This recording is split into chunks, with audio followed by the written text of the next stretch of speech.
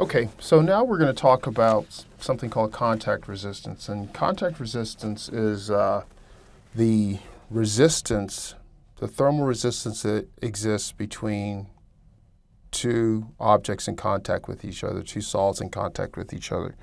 And the idea, of course, is that there are no perfect interfaces. So, again, let's think about this in terms of a practical scenario. So, practically speaking, you imagine that you have some object, and so you have a copper surface with some sort of texture or roughness, because that's how real surfaces are, in contact with a glass object. And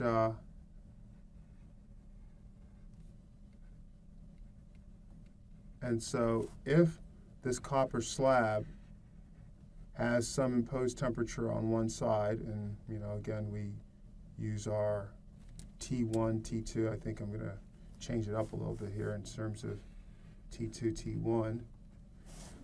Then from an analysis perspective, we want to understand what's going on in terms of the temperatures in this system. We've talked about the fact that there are differential equations that model systems like this. We've also talked about the fact that there's a resistance analogy that describes this. So in terms of the resistance analogy would say very simply that you have some sort of conduction resistance through the copper, and that physically you have some interface resistance because of the imperfect contact between the copper and the glass surfaces, and then you have some conduction resistance through the glass surface. So the way that this would be treated is that there is a potential here, T2. Let's put numbers to this, maybe 100 degrees C. Use our old T1 of 20 degrees C. And that really there is a T interface 1, or let's make that 2 because we're on that 2 side, and a T interface 1 here that represent the temperatures on both sides of this gap or contact. So the idea is, if we were to blow up a piece of this contact and try to think about this, what we'd say is that there's roughness, even if it's just on micrometer or even finer resolution that exists between these two surfaces. And so even if I have this glass surface on one side and this copper surface on the other side, there's some filler gas, and so most likely air, between them. If you recall, we said that the thermal conductivity of air is about 0.02 watt meter Kelvin, so this is an air mixture. So that's a relatively low thermal conductivity. Even though copper has a high thermal conductivity, glass does not have a great thermal conductivity, the thermal conductivity of the gap is really small. And so we may have, for low temperature cases, just conduction across this air gap. For higher temperature cases, we may have a combination of conduction and radiation that occurs over the gap.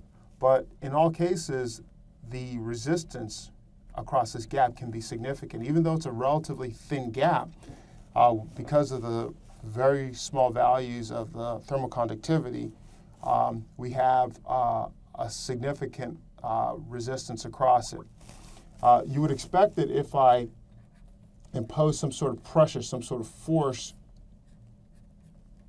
and I push these things closer together, I'm pushing these closer together, that I could deform this interface and I don't think it's a technical term, but smush the interface closer together. Under that situation, you would expect that the contact resistance would decrease.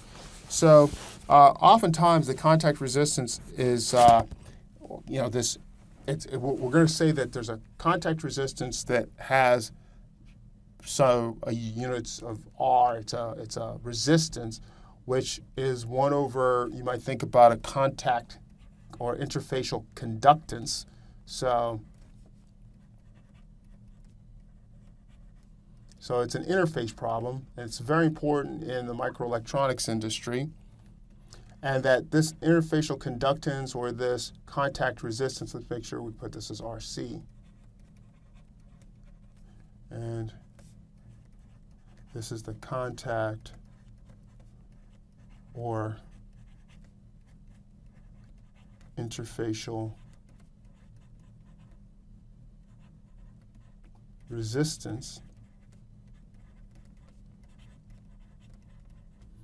So these things really should be a function of the materials, of course, so the composition. And beyond the composition, it will depend on things like the Poisson ratio of the material, the contact pressure,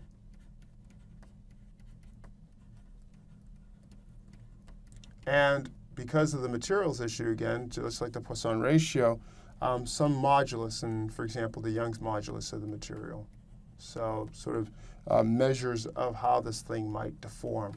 So these, you can find correlations in the literature that help us understand what the values for the contact resistance will be. So correlations exist. So we want to talk about what the impact of this contact resistance will be on our ability to make temperature predictions in these systems. So if we have perfect contact, so we oftentimes use this idealization of perfect contact between two slabs. And in the perfect contact case, the first question is, what kind of boundary condition is this? And you have 3 choices. Remember, it could be either a Dirichlet. Is this a Dirichlet condition? A Neumann condition? Or a Robbins or mixed condition? So think about that. This is a Neumann condition. So Neumann is, again, Dirichlet is specified temperature. Neumann is specified flux, and mixed is this combination of Dirichlet and Neumann. So we have a Neumann condition on this side. We may have, for example, 100 watts per meter squared. And remember, because it's a planar problem, the cross-sectional areas are the same everywhere, so the flux is always the same everywhere. So the flux at any cross-section, at any plane in material A is still 100 watts per meter squared.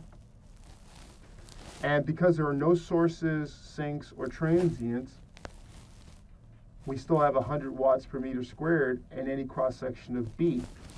So if we want to understand which slab has the larger thermal conductivity, we recognize that the Q inside is always equal to minus Ka dt dx in the A system, which is equal to minus Kb dt dx in the B material.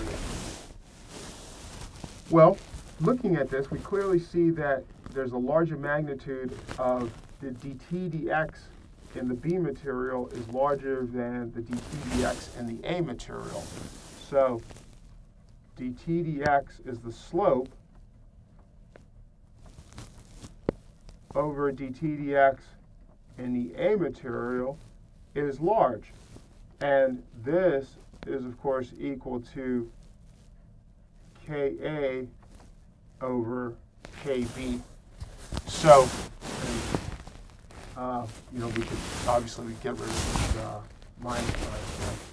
So it says that Ka is larger than Kb because the slope in A is shallower than the slope in B. I need a bigger temperature drop in B to get the same flux through as what I got in A. Does that make sense? Okay, so think about that. Let's just write that down here. So we need a larger temperature drop, which is the same as really this gradient that we're looking at.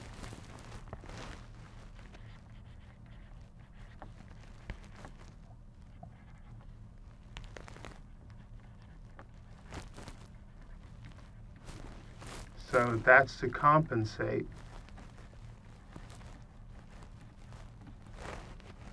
for smaller KB than KA. Okay. All right, so that's the first important issue. The next thing is what's the matching condition at the interface? So a more sophisticated, there are lots of different ways to think about this problem. So we can think about this problem as a resistance problem. So the resistance problem, perfect interface, there's no resistance in the interface, and we'd have something like this, okay? And I'm going to say that this is T, let's say T2 at 20 degrees C. Okay, so we have 20 degrees C over here. Okay, so one approach to thinking about this problem, and as you know, you can think about this as this resistance is LA over KA. This resistance is LB over KB. And this is our Q, which is 100 watts per meter squared. So we can find out what the interface temperature is in the perfect case. So for the perfect contact, we can think about this as follows. We know that Q is equal to, so we go across the whole system first. So we want to find out what this T1 is. So is equal to T1 minus 20 degrees over LA over KA plus LB over KB. So we know Q, we know LA, KA, LB, KB. We solve for T1. Then to find the interface temperature, we basically just use the same relationship. We now say, and actually, truthfully, I could have done the same thing over here since I know this 20. So to get the interface condition, I could say something like T interface minus 20 degrees C over LB over KB is equal to Q. So, which we said is our 100 watts per meter squared. So this would tell me what the interface temperature is. And so I'm not solving any differential equations, or maybe in some sense I've solved the differential equations so many times and I know that this is the simple linear relationship, and that's what we're using to find the interface temperature. But really, the other way to look at this problem in terms of differential equations is that we have two different differential equations. We have our Ka, I'm going to call this temperature in A, and we know that the K's don't explicitly impact this, but we have these two differential equations. So we have an A temperature distribution and a B temperature distribution. For both of these, we need two boundary conditions. So I need two boundary conditions for the TA problem, and I need two boundary conditions for the TB problem. So really, this is speaking to this, what are the matching conditions? Let's count the boundary conditions that we have. We have one boundary condition on A because of the heat flux. At the interface, we will know that there are going to be a couple of other boundary conditions just in advance. And at the edge of the B, we have this Dirichlet condition of T2 is equal to 20 degrees C. So if we need 4 boundary conditions. We have 2 boundary conditions for each of these guys. There are actually 2 boundary conditions at the interface that we need to use. For the perfect contact case, the 2 boundary conditions are,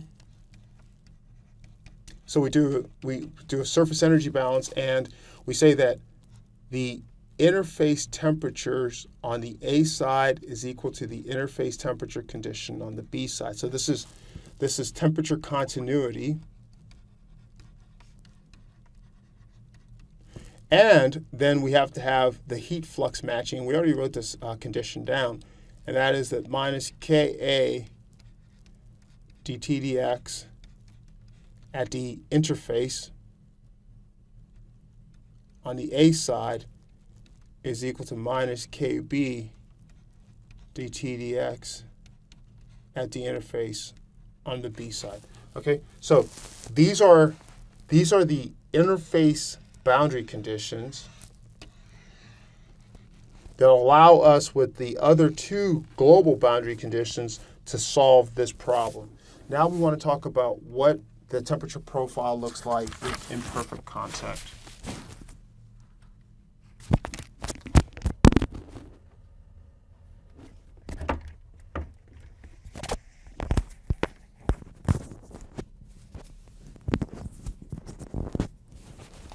Okay, so with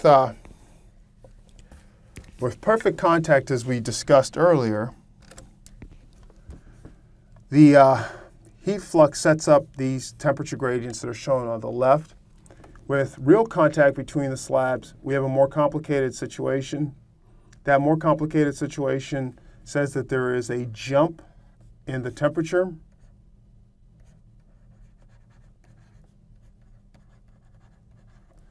And that jump in the temperature is identified because of the interface conductance that we talked about before. So the interface conductance